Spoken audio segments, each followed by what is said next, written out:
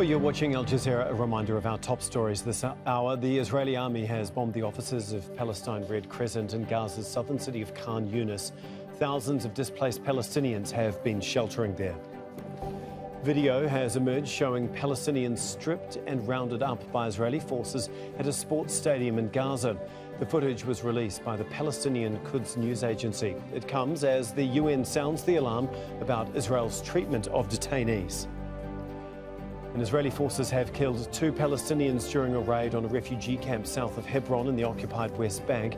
At least 55 Palestinians were arrested in incursions across the territory on Tuesday. Well, let's bring in Marwan Bishara, Al Jazeera senior political analyst once again. I want to stick talking about the raids in the occupied West Bank. They have happened almost nightly since the war began, but they have seemed to be more intense in the last night or so.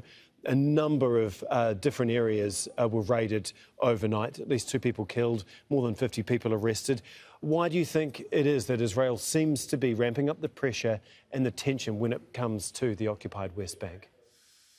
I think we've seen something similar that happens in Gaza and the West Bank, albeit a different style of fighting. While there's a genocide taking place in Gaza, there's a low-intensity warfare against the West Bank and against the Palestinians of the West Bank happening at the same time.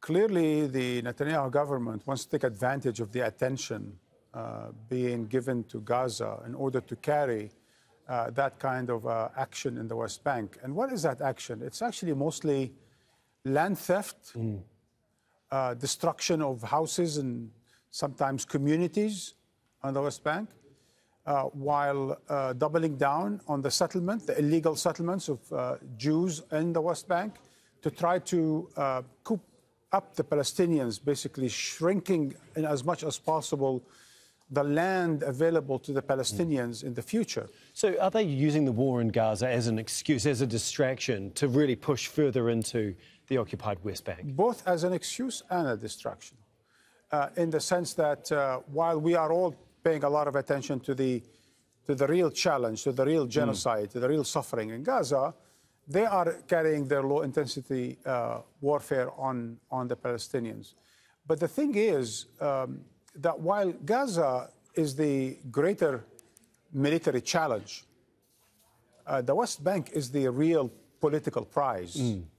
I mean, Israel would like to get rid of Gaza if possible, sever relations or push the Gazans to the Sinai. When it comes to the West Bank, it's much more difficult. And hence they're trying to do whatever they can in order to control as bigger parts of the West Bank as possible while the world is not paying attention. Now, the American administration has sort of invoked a bit the issue of the settler violence against the Palestinians, but nothing about the Israeli military violence against the Palestinians. Let's remember that before October 7, there were about 5,000 Palestinian prisoners. Now, Reuters reports that there's some 10,000 political prisoners. So they're actually using the time in order to crack down, to repress, to oppress, to steal. It's a daylight theft of the Palestinian territories. And the preferred weapon is the bulldozer, the way they're bulldozing entire communities, houses, and so on and so forth.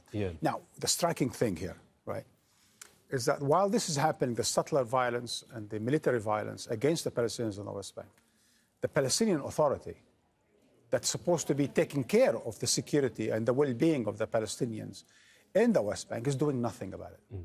It's doing even nothing about the settler violence, which, if it does, it will probably get a lot of praise from those in London and Washington who have been condemning settler violence against the Palestinians. Why? Why haven't they been doing anything, and what should they be doing?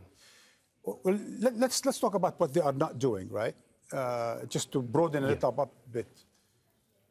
So Israel responded to the killing of 1,200 Israelis, many of them soldiers, many of them killed by Israel itself on the October 7, by killing 20,000 plus Palestinians, with casualties now probably over 100,000, right? That was the Israeli response. Now, as Israel kills more than 20,000 Palestinians, the Palestinian Authority does nothing. nothing actionable, nothing serious. I mean, it goes to the United Nations. But in fact, on the ground, in as far as whether it's symbolic or practical or serious, it's not doing anything. Now, I can imagine that a lot of people argue that the Palestinian Authority is not strong enough and doesn't want to carry anything suicidal against Israel today, invoking greater violence against them. But they can do a lot that is both symbolic, practical, actionable in order to stop the Israeli aggression against the Palestinians. Now, why? I think it's both willful and wishful. Why do I say that? I think willful in the sense that the head of the Palestinian Authority has long said he will never, ever use violence against Israel no matter what, right? Even when Israel carries a genocide against Israel.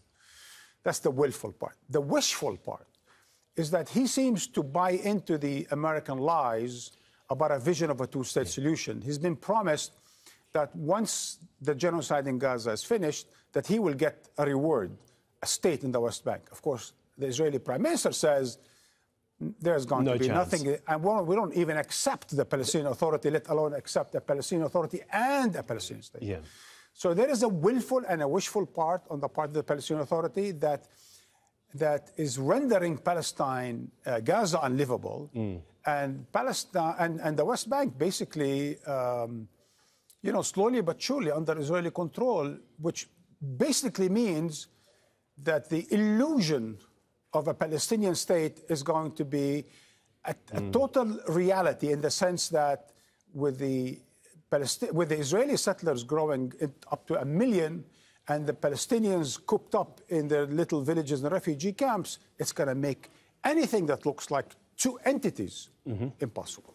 Okay, thanks so much, Marwan. We really do appreciate it. Marwan Bishara for us there.